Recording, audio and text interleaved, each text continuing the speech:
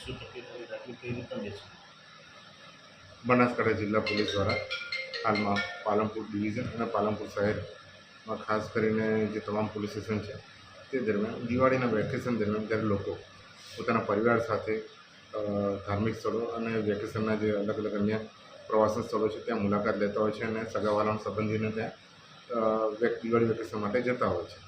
આ વેકેશન દરમિયાન જ્યારે તેમનું ઘર જ્યારે એના તાળું મારીને ગયા હોય, બંધ હાલતમાં હોય,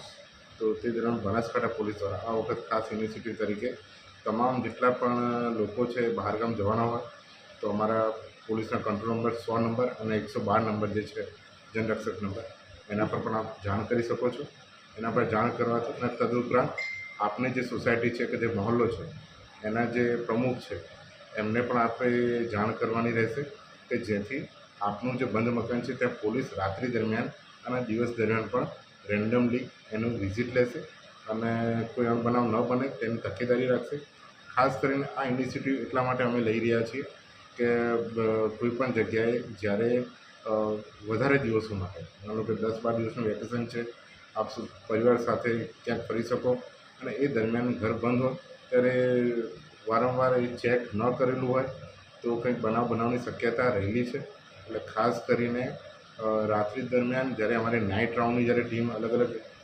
પાલનપુર શહેરમાં પેટ્રોલિંગ કરી રહી હશે ત્યારે એવા વિસ્તારોમાં ખાસ અમે અલગથી અલાયદું પેટ્રોલિંગ કરીશું અને જે તકેદારી છે એ બાબતે અમે ખાસ રાખીશું. તદુપરાંત આખા દિવાળીનો જે આખો તહેવાર છે એ તહેવારમાં લોકોની સુરક્ષા અને કાયદેસર પરિસ્થિતિ જળવાય તે માટે બનાસકાંઠા પોલીસ દ્વારા જે ભીડભાડવાળા વિસ્તારો છે, બજાર છે અને અન્ય જે